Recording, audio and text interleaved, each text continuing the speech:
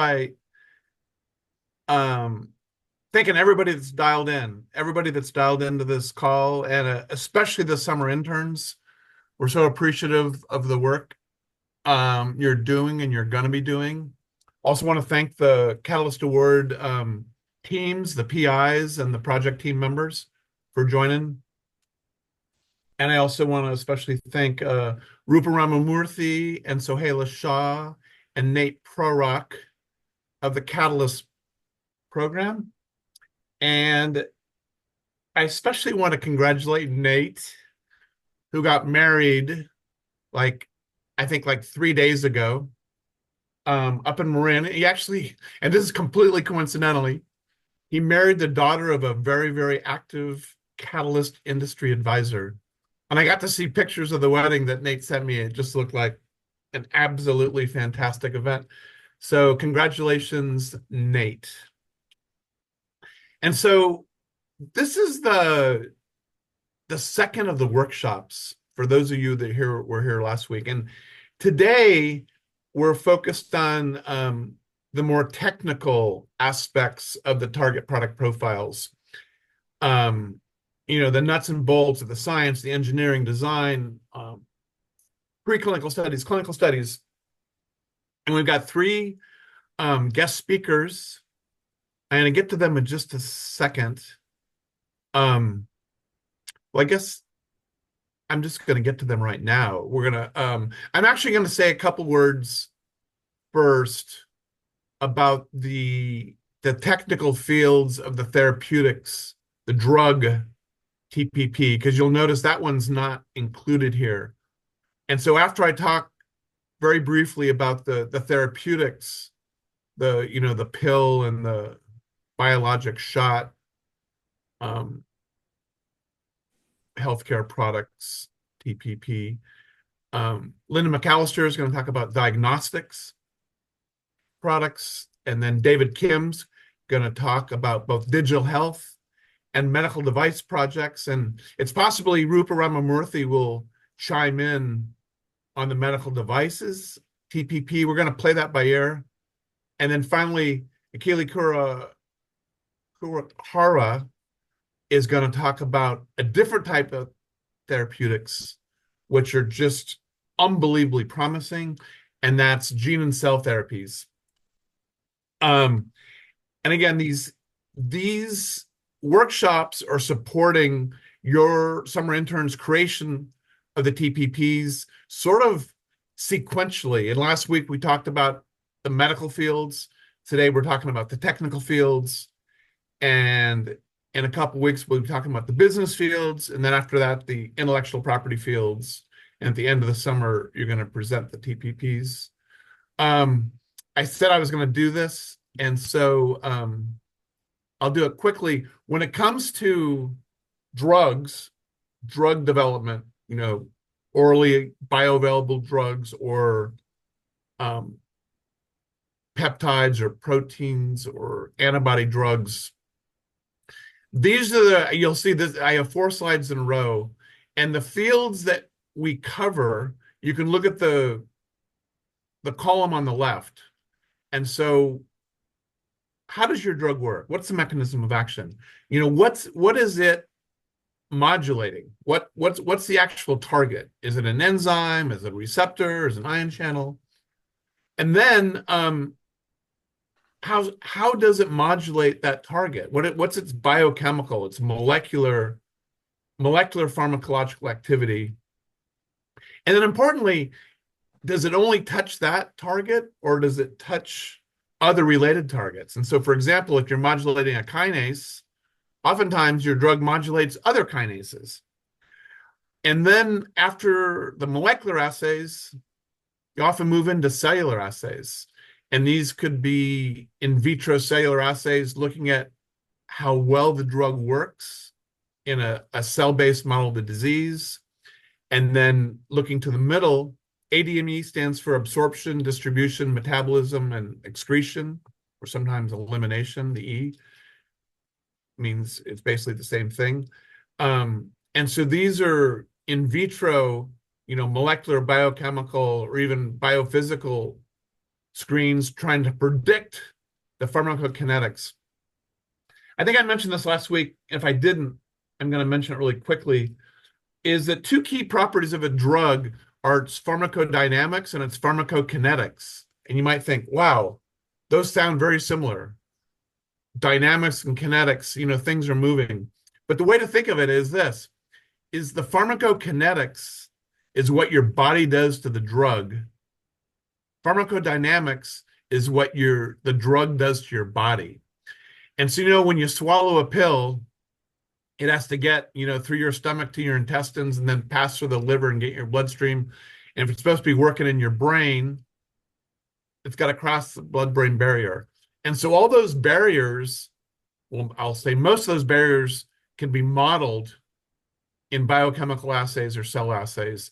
And so a lot of times what you want to do is model your drug with these inexpensive assays before you start doing studies in, mice and rats and dogs and the like. And so in vitro pharmacokinetic studies, also called ADME studies, are important. And then, like I mentioned last week, toxicology and safety can be very, very, very important.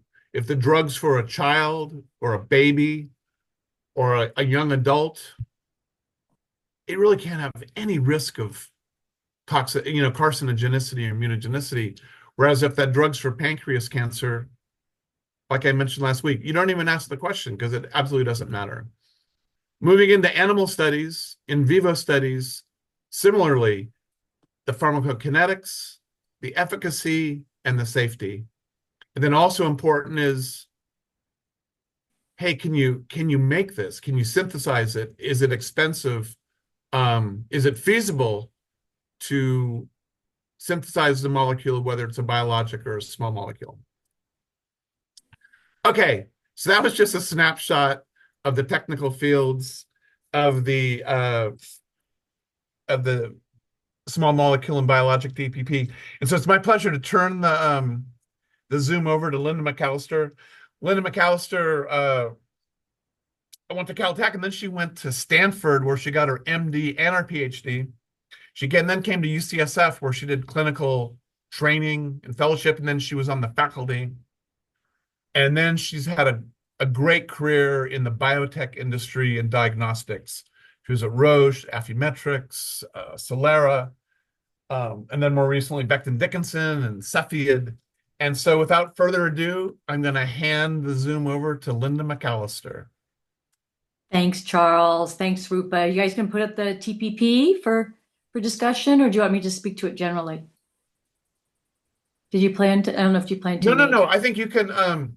It'd be great if you spoke to the technical fields of the diagnostic TPPs. Sure. So, no, I have. So the interns that are working on the diagnostics projects have it, and they've looked at your section, and so it's completely fine to.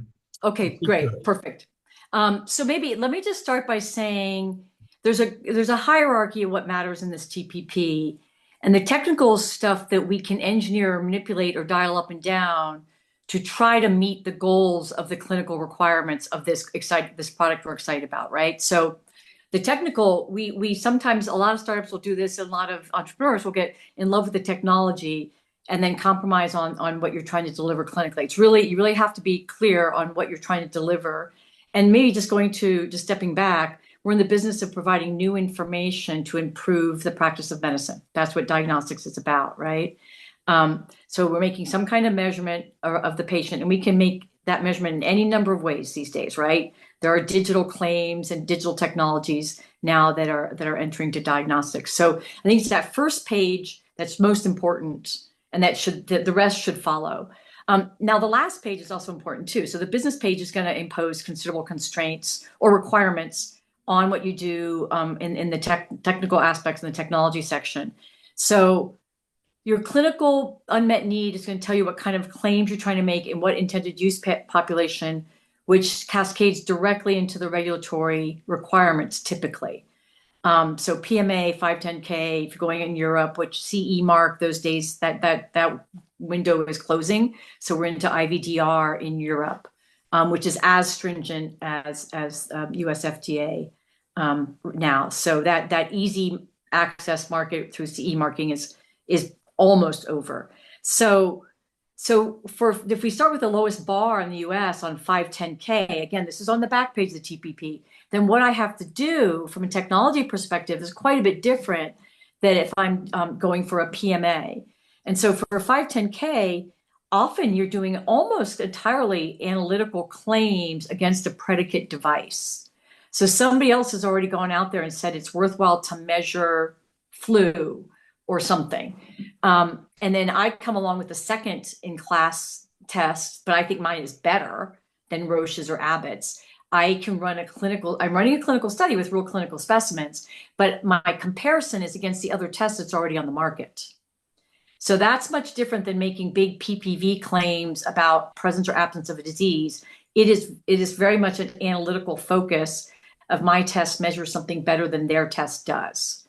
Now, if you're in that 510K realm and you have discrepance, which you will, you both might have 95% sensitivity, but there's a few samples you disagree on, then that's where a gold standard, I wouldn't call it a reference necessarily, but there's usually a gold standard or some source of analytical truth.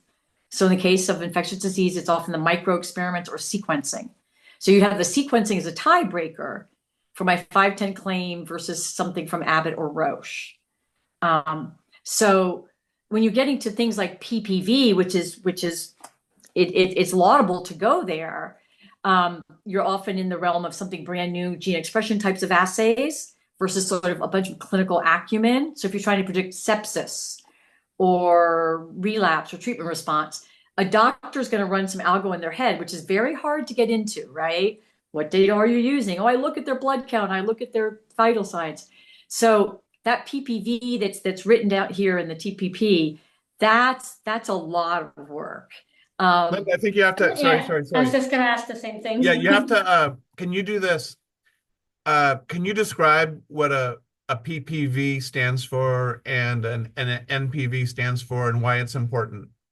So positive predictive value is those positive for the test have those with the disease are positive for the test, and negative predictive value, those negative for the test do not have the disease.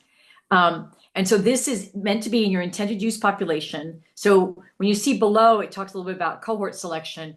That again has to sync up with your first page. You don't want to go studying some kind of specially hyper selected cohort that does not match to the intended use in the real testing cycle, because your data and your performance will not reflect the real world use of that test. So you can do all kinds of studies leading up to it, and many people do case control kind of studies and whatnot, but those are not terribly relevant to the actual performance of your test in an intended use population. So PPV and NPV, it will shift based on which population you use the test in and collect this data in. So it's very important you be in that intended use population, which again, if your claim on the first page has to have a certain strength to it, you may end up in a more subset, specialized population where they've already gone through some triage. They've gone to the next level where they have vital sign abnormalities and you're worried about them. So, we use Bayesian probabilities a lot, right? Your pretest probability of sepsis just went up a good notch. Maybe it doubled. So now you can get better performance in terms of NPV and PPV. If you're in that cohort definition, you say somebody I think who might have an infection, but also has one of these three abnormal vital signs.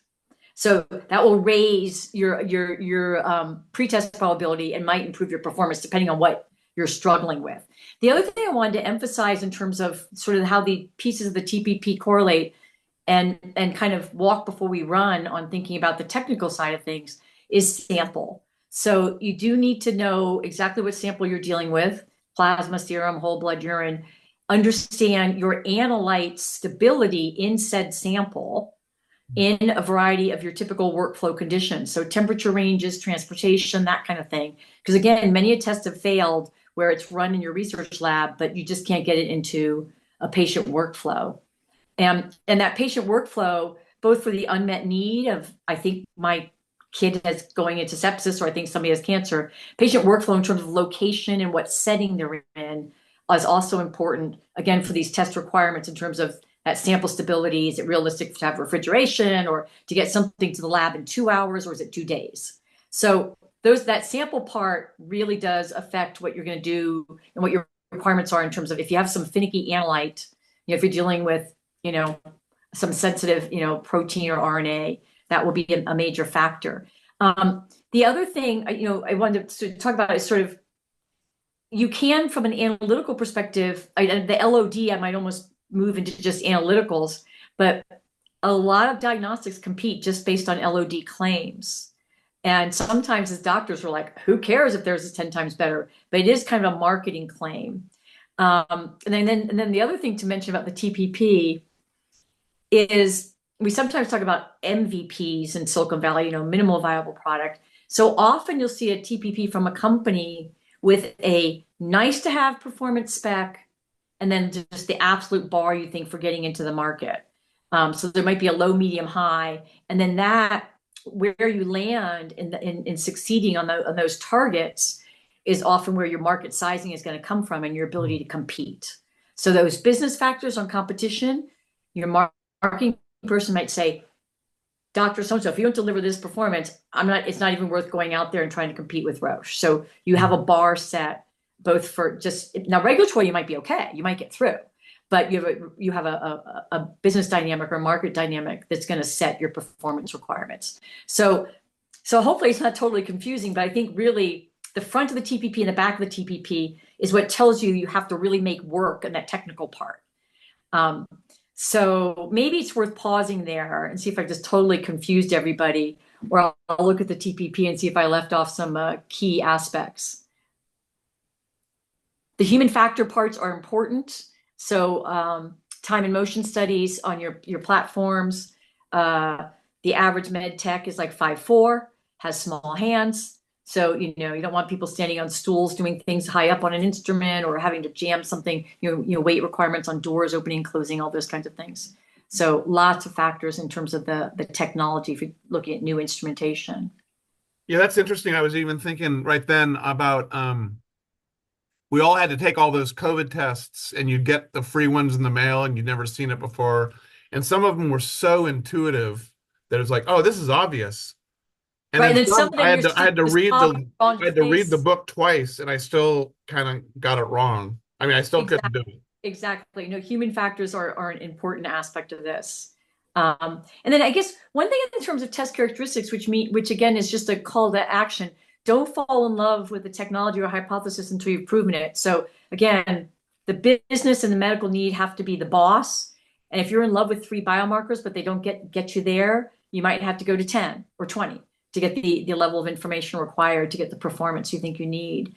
And then that actionability, and which I would say that's right there in the center of this page, I would argue that actionability is really spread across all 3 sections of the TPP. So you can't talk about the unmet need. The real value on that first page is what decision am I informing with this new information? So is it going to make me be able to send this patient home? I don't have to keep them in for observation and worry about them, going into sepsis. Does it mean I'm going to make this drug choice over that choice? So those are high value decisions. So that is something that really is usually in all 3 of these sections of the TPP, and that you're designing your study. Your study obviously has to set up to prove that that claim in that use case.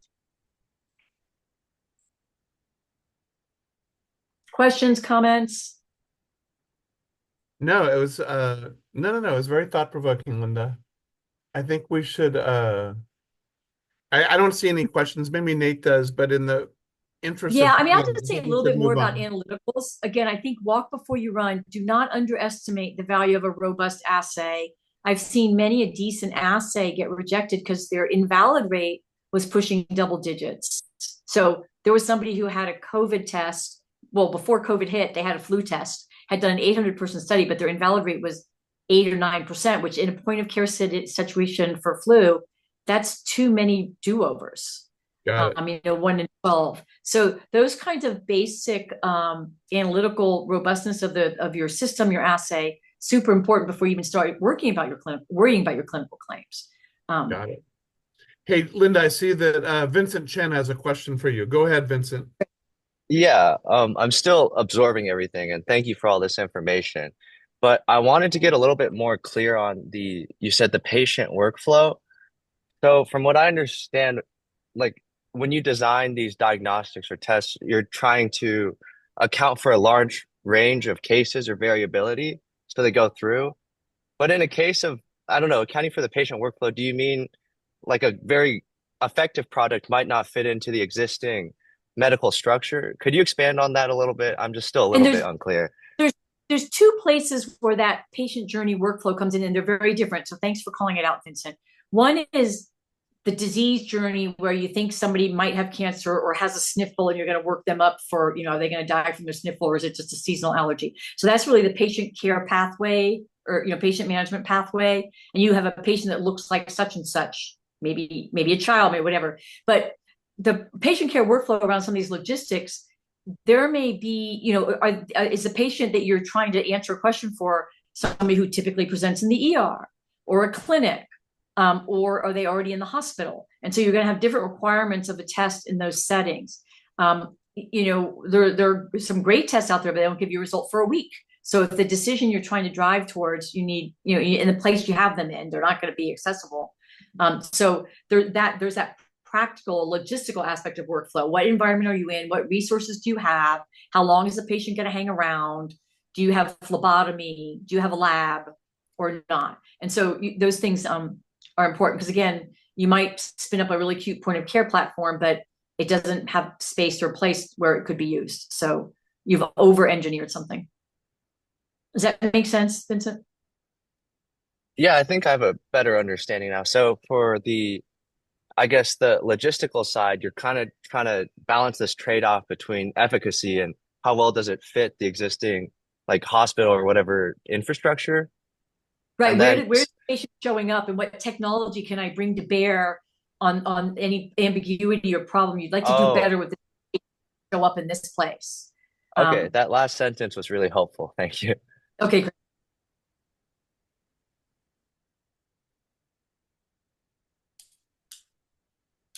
Okay. Hey, Linda, thank you so very much. Okay.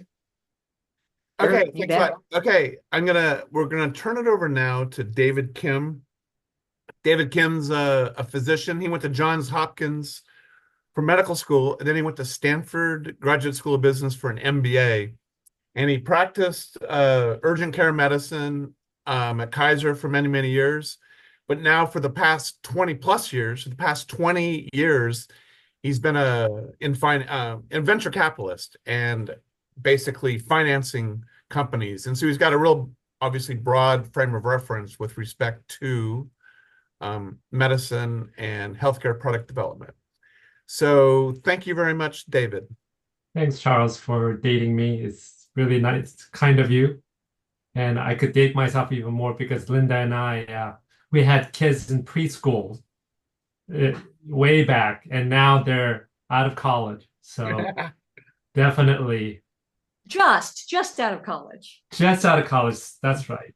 I have one left. Micah's still left in college, but almost done. So I've been tasked Good luck. to cover two different areas. What I'm going to do is be a little philosophical, then narrow down and not go through the details of the TPP. I mean, Linda just done an excellent job with that, but I'm going to really touch on some of the things that are what I feel like is important to make sure that you gather and be able to provide. Just overall, I've been now looking at the TPP for a few years, and I think this is a great tool for people who to really understand what are the things that you need to know about this whole process of translating your ideas and your research to a product or a service. That all the things that you need to have prior to actually seeing that your research or your work become something something that you could put into action. Not all of the things that you'll be putting down is going to be needed right off the bat. There are certain things that you need to scrutinize and really focus on at the beginning, but before it's all over, you will probably need to know all the things that you are putting into your TPP.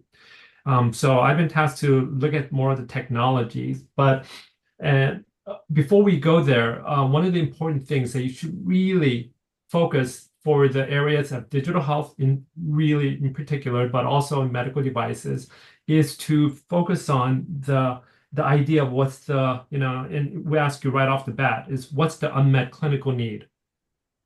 it is important that you need to be able to answer this question, because otherwise it's a technology looking for a home and looking from a lens of venture capitalists, an investor.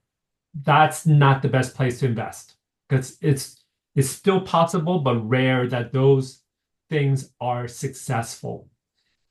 The reason why you guys are valuable is because you're doing clinical work or research that gives you domain expertise, puts you in the prime position to identify those things that will meet those unmet clinical needs. You're able to define it. And hopefully, because you live through the pain all the time and understand the pain points, that you're able to potentially find those solutions.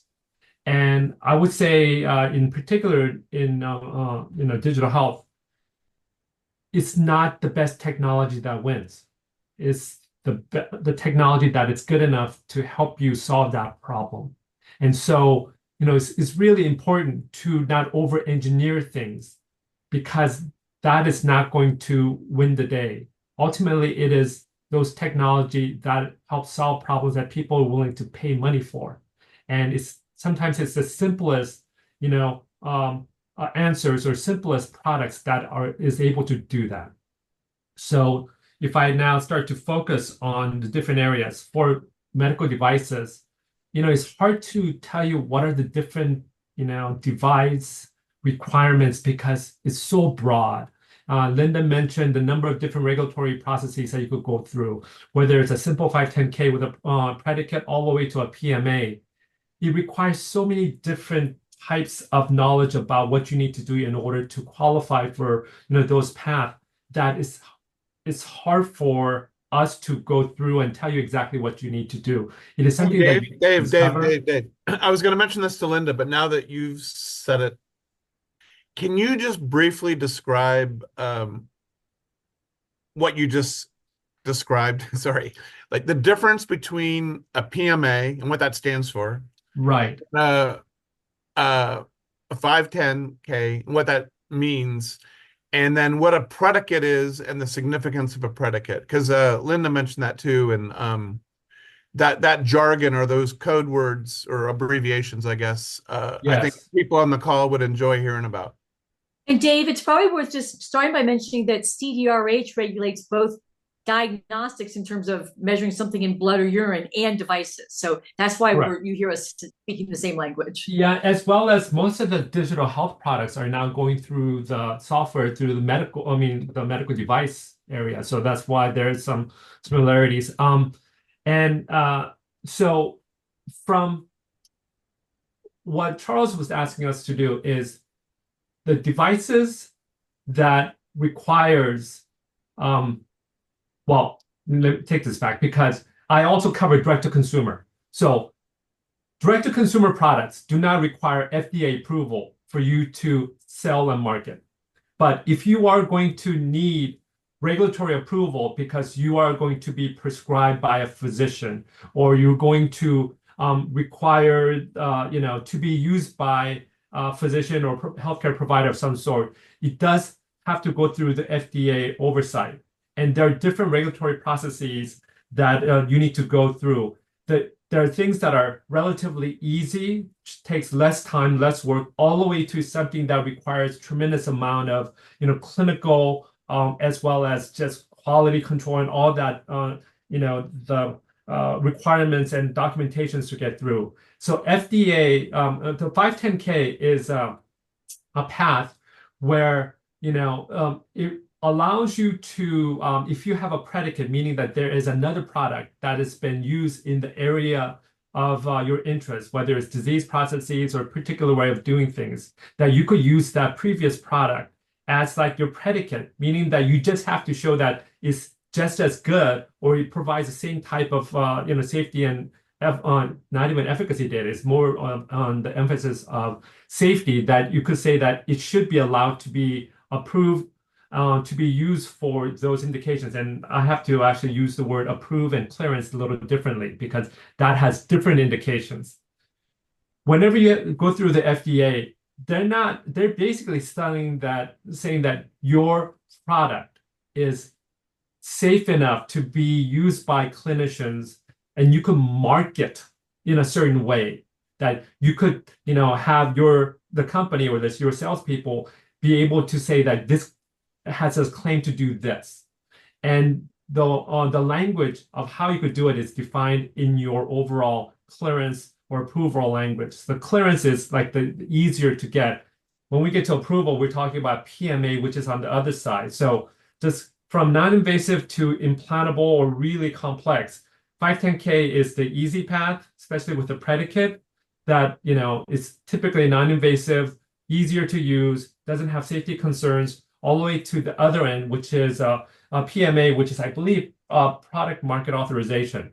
And that is typically reserved for very complex products, particularly implantable devices. Anything that you implant or you use invasively in your body typically are under the PMA, and they require a lot more data, such as pivotal data, to say that it is actually allowed to be used and have certain claims that could be marketed in a certain way. And so this is literally a separate lecture on its own, so I don't want to go there, but it's just a way to understand that you do need FDA clearances or authorizations in order before you could actually be used and be sold in the market.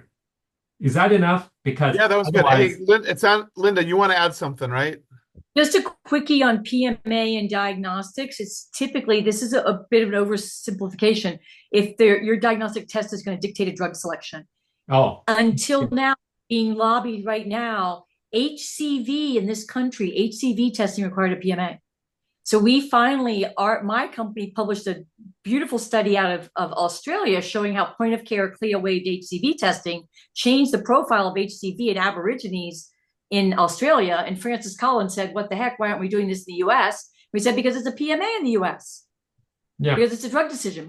Yeah. It's a very straightforward measurement to measure HCV viral load.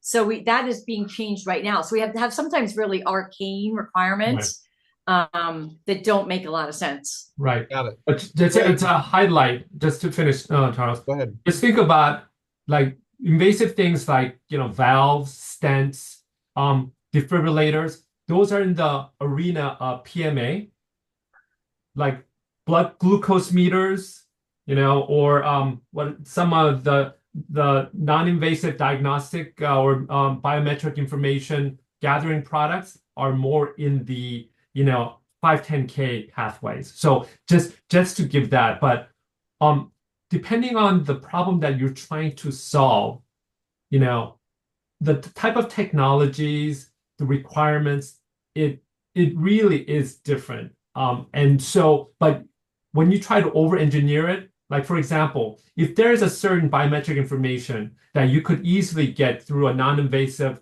product versus you're saying that you need a $10,000 implantable product and you get the same information, you have to start thinking about what are you trying to solve and how much technology do you actually need in order to solve that problem? Because when it comes to actually in the market, if you're trying to tell a provider that they need to have pay $10,000 for a product to get the same information as another that costs $10 a use, it will be hard to actually win in the market. So the reason I say this is because from years of having a lot of scars on my back, when you fall in love with the technology and that technology is looking for a home, it's probably not a good investment, because every time that you're spending time for the technology to look for a home is cash burn,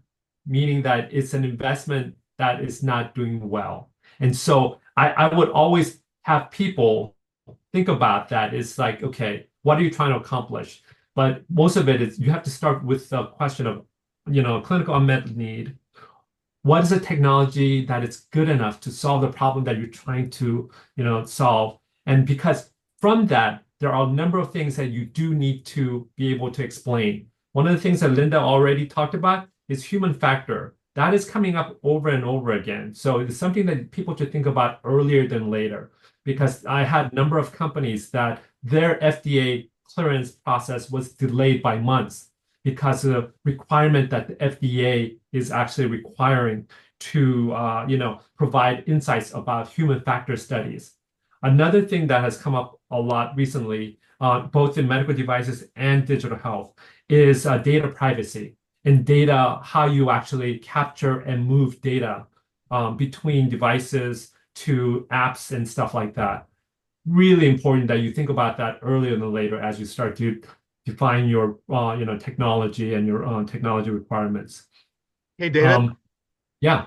Dave, there's a question in the chat by from Ann Doan about how similar and different a predicate has to be. So, Ann, can you ask your question to Dave? Yeah.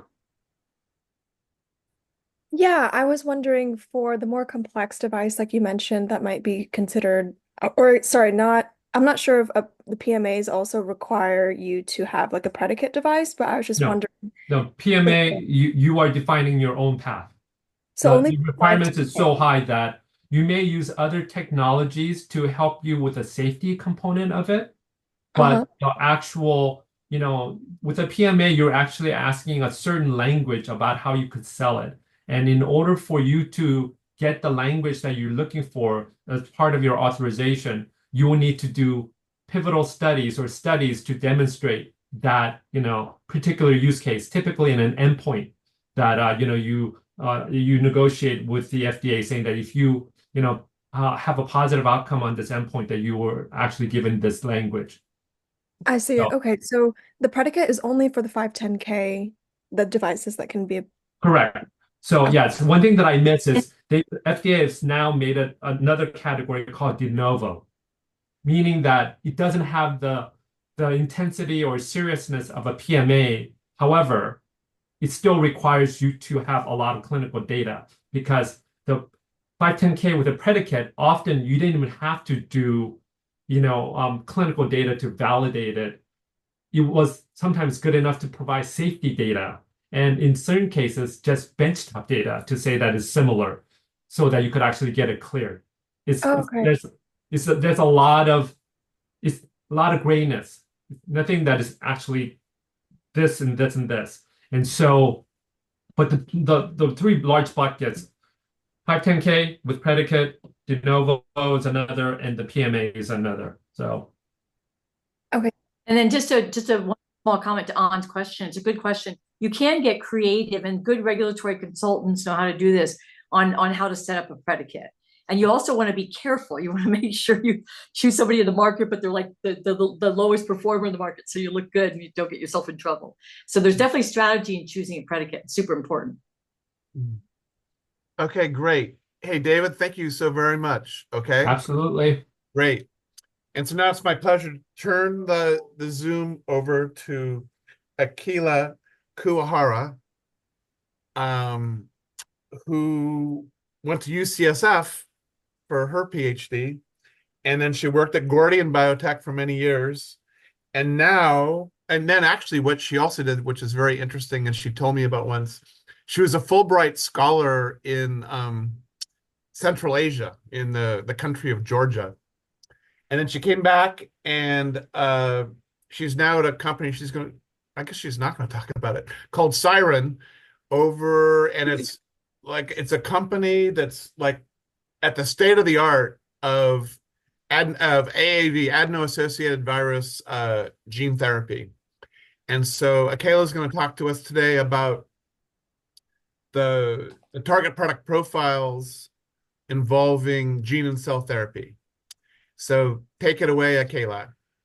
Cool. Yeah, we're going to switch gears from some of the exciting device world into the therapeutics world. I actually have a few slides that I wanted to share just to keep us on track, because there's kind of a lot of things that should be considered when we're talking about TPPs, and I'll make this big here so that everybody can see, but I wanted to start with some sort of overarching thoughts, which are that for biologics, especially cell and gene therapies, your TPP can be a lot more hand wavy, and there's maybe a little bit less of a clear path to follow than, for example, small molecules. And it's often also the case that for a small, young company, you only have one product. And so you're really going to push to make that product fit your TPP and to push it through. And you have less of maybe a platform where you can screen a bunch of different small molecules. And if one doesn't really satisfy your TPP requirements, you can switch to another one. With the time and cost associated with developing cell and gene therapy products, you're more likely to mold your existing therapy or adjust the parameters that you've set within your TPP to fit your therapeutic product. So just something to kind of keep in mind when we're talking about these types of therapies. They're also, so kind of the stage that we're at, and Siren is our main milestone next is getting to IND, to our first IND filing and our first clinical trial. And so that's going to look very different than something that you're really planning to advance to phase 2 and phase 3, and you're in the midst of thinking along those lines. And so these documents are really going to evolve, and you're also going to continue as you do your preclinical development, you're going to continue to learn more and more about your drug. And you are then going to be able to add a lot of specifics to your TPP that you might not have been able to do before. You might be able to add numbers to your kind of minimally acceptable and optimal criteria that you've set, whereas before you might have just had general themes. And so we kind of think about it as starting fairly broad and giving yourself some wiggle room, and then getting more specific as you advance and learn more about your therapeutic. And kind of lastly, one of the main goals of your TPP for you and for other people is to show you how you're going to fail, and to fail as early as possible. It's the best thing that you can do for your program if it's going to fail, is to do it early. And so thinking about these things soon and kind of what those fail points might be is really important. I wasn't going to go through kind of all of the sections in the example TPP that was sent, but there are a few that I wanted to touch on. I've listed them here, and we'll go through them individually. But I also just wanted to kind of touch on, in general, sort of your minimal and optimal criteria and what guides those. And this was mentioned before, is kind of at the end of the day, you really need to at least meet your business needs. You need to satisfy your market requirement. You need to be better than the standard that is out there by some means in order to be appealing to investors or pharma partners or things along those lines. And so your minimal requirements are often guided along by those kind of thoughts and by business decisions. And your optimal category and the kind of way that you think about your drug optimally is going to be guided by kind of your wildest dreams of how well your drug could work and how easily it can be produced and how safe it will be. So more guided by your scientific dreams, but bound by the limits of the science. And that's kind of your upper bound of what might be possible with your therapeutic. I just wanted to give a brief overview of what we're talking about when we're talking about cell and gene therapies. We have kind of genetic material in gene therapies that is being delivered to a patient to replace or adjust expression of specific genes that are causing usually genetic diseases. In the case of Siren, we're focused on oncology, so it's a little bit different. And then cell therapies, you're editing these cells, again, usually taken from a patient. You're editing these cells also with genetic material. And so it's really important to think about kind of how you're delivering that genetic material, and then what that genetic material is exactly that you're putting into the cells, and whether or not it's feasible and it's going to scale and it can actually turn into a viable therapeutic. So we'll start with talking about the vector biology. I'm just going to list out for all of these what some questions you should be asking yourself are when you are thinking about your therapeutic and when you're starting to put those parameters in. And these questions are often going to bring up potential kill switches in your program that you're going to want to address. So for example, you have your DNA construct. You want to make sure that it is up to date with kind of the state of the field or the latest concerns in the field? Does that mean that you've removed all immunogenic sequences? This is a DNA construct that you're putting in as your therapy, and so it's going to be driven by a promoter and a poly-A signal. And are these all of these components can be catastrophic if they have adverse effects within your program. So thinking about these very early before you move on to your preclinical studies, you really want to address these things super early so that if you need to adjust your promoter or change the species that your poly-A signal came from or something like that, you do that very soon. Same with the sequence of your construct can really affect how well it's able to produce. And you're going to want to know that super early before you lock in that sequence. Because it can have really dramatic impacts on your production down the road, and you're going to need to make a lot of it, and making it is going to be very expensive. Thinking about cross-reactivity and specificity of your payload. If your payload is cross-reactive with other species, it can be very useful when you're planning your toxicology studies so that you can use your human payload in a mouse or a monkey or a pig or a dog, and able to see therapeutic effects there without having to kind of modify your construct in any way. And then also thinking about the off-target effects of your payload and kind of what your threshold, what you're willing to accept for off-target effects and whether or not they will be catastrophic to your program. I'm sure I can send these slides out later. I just wanted to give a few examples of what a minimal and optimal criteria might look like for these things. For example, maybe your construct for minimally acceptable uses a common promoter and has no immunogenic sequences. And maybe your optimal world is you have a tissue-specific promoter so that you don't have off-target expression of your construct, and you've done a lot of engineering to your construct to, one, make sure it is as least immunogenic as possible and also optimized for potentially higher production or something like that. So these are just examples. Moving on to dosing. Dosing is a very challenging world in cell and gene therapies, and there's a lot to consider. I just listed a few things here. You are going to do your preclinical studies in animal models, and then you're somehow going to have to figure out how you're going to translate the dose that you gave to your preclinical animal models into a human. And that might vary depending on the route of administration that you have. For example, if you're administering intravenously, there are a lot of scaling models that allow you to understand how you would scale a dose from a mouse to a human.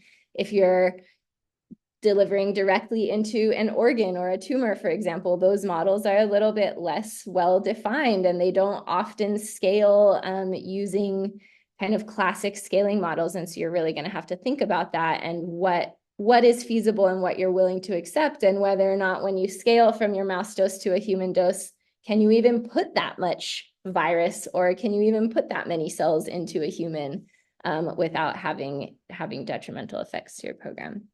Things like transduction efficiency and payload expression will also vary between your species, and that's going to be another factor that you have to think about when you need to determine how much you're going to put into a human, and therefore how much you need to make in the end of your therapeutic product. Whether you're going to dose as a single dose or repeat dosing. You may only need to deliver one time. That's amazing. Or maybe your therapeutic requires delivery multiple times because, for example, the cells that you're delivering are cleared really rapidly. So you're going to need to do constant infusions of your cells, or the target population that you are targeting for your gene therapy might turn over very quickly. And so your gene therapy isn't going to remain very long. And you're going to need to kind of consider those things when you're calculating how much you're going to need to produce and how much you're going to need to dose. And there are also some big hurdles to repeat dosing. For example, in the gene therapy field, you develop neutralizing antibodies, and that prohibits, now I'm talking about AAV gene therapies, that prohibits multiple rounds of dosing. And so you're going to need to rely on single dosing regimen. Again, just optimal and minimal scenarios for these that I'm going to just pass through, but you can use them as an example. Next, how are you going to deliver, and what advantages or disadvantages does your proposed route of administration provide against competitors? For example, if you're delivering subcutaneously or within a tumor or something like that, you might have to use a much smaller dose than if you're administering intravenously. And that can be very advantageous financially, but can be more challenging surgically. So understanding those trade-offs and kind of where you want to invest your energy as far as optimizing different routes of administration to lower dose or make the procedure easier, et cetera. And if you're delivering directly and using a really fancy device required for delivery, you need to understand whether or not this device is actually going to be approved for your trial and eventually be able to be produced at high quantities in order to become an actual marketable drug. And if that is very specialized, you'll be restricted as far as which facilities are able to administer your drug, and that's something you also need to keep in mind. Manufacturing, a huge component to the cell and gene therapy world as well. Kind of your first big decision is, are you going to produce your therapeutic in-house, or are you going to outsource the production?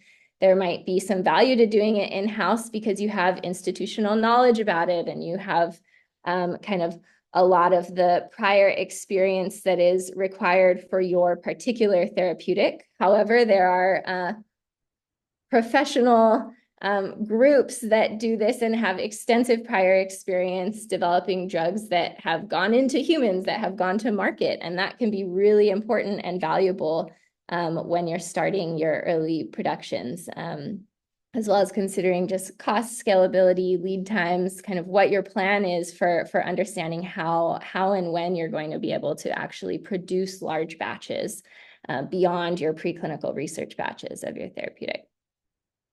There's a lot of process development that goes into the production of your therapeutic, and it's important to consider how much you're starting from scratch, or kind of can you just plug and play your therapeutic with an existing platform, an existing cell line that can very easily produce your virus, for example.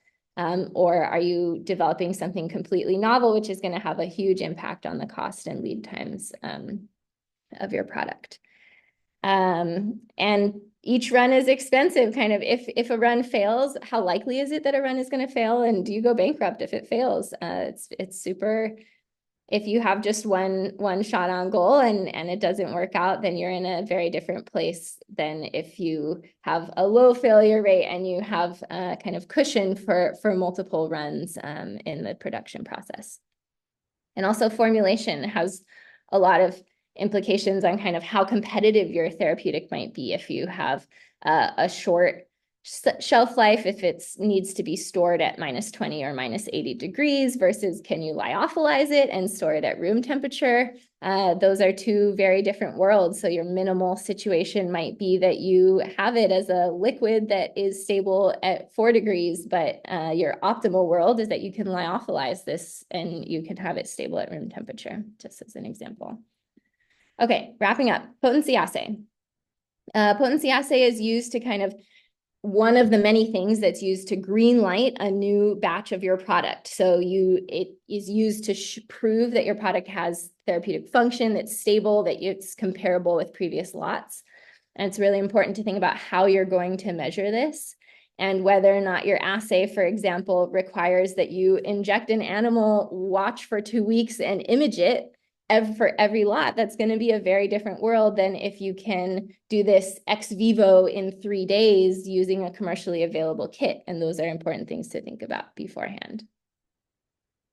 PK, PD, and tox. Charles talked a little bit about this in the beginning, but just thinking really about what does efficacy actually look like for your indication and for your therapeutic, and kind of the willingness to accept, for example, side effects is going to really vary based on your indication. If it's something where the standard of care is fairly effective and has very few side effects, if your drug causes a lot of nausea and fatigue, it's going to be less appealing in that indication compared to an indication where there's no effective standard of care. A patient is going to be much more willing to tolerate side effects in that setting. So thinking around about those things is really important, as well as the kind of whether or not you're going to have to deliver. You can't usually deny a patient the standard of care. And so how is your drug going to interact with other drugs that are earlier in line than you anticipate your therapeutic would be?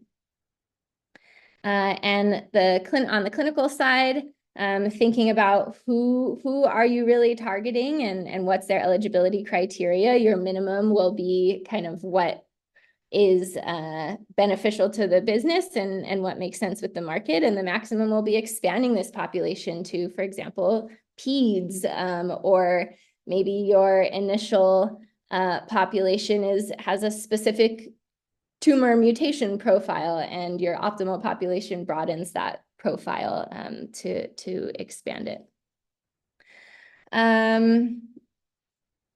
Okay, I'm trying to think.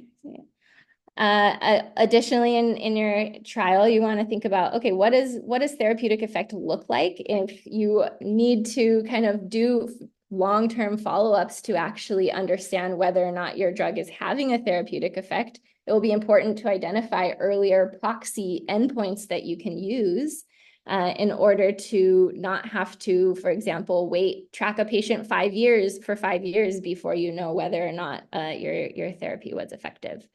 And those proxy endpoints are most valuable if they've already been used in the clinic and they've already been proven to be linked to their long-term therapeutic effect.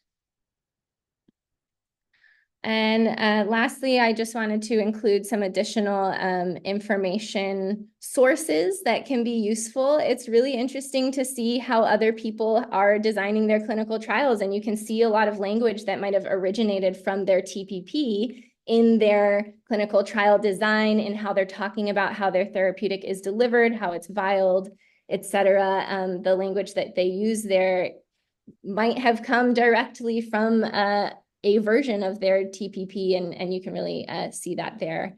A webinar I wanted to share, as well as package inserts. There are approved cell and gene therapies that have been through this process, and you can see what their side effects are. You can see how they're vialed, how they're delivered, what is required from clinicians to deliver them. And those are really helpful as well to understanding kind of the language that you'll put in your TPP. So I will. Okay, Akela, that was just right on time. It was absolutely fantastic. Are there any? I'm looking at my screen. I don't see any hands up. So thank you so much. I just wanted, because I mentioned in the beginning, Rupa, is there anything briefly you wanted to add to what David and Linda were describing around the medical devices target product profile? I don't know if there's really time to go through the technical fields. It's up to y'all. No, that's fine. I thought they covered it pretty well. So that's good. And so thanks, Rupa.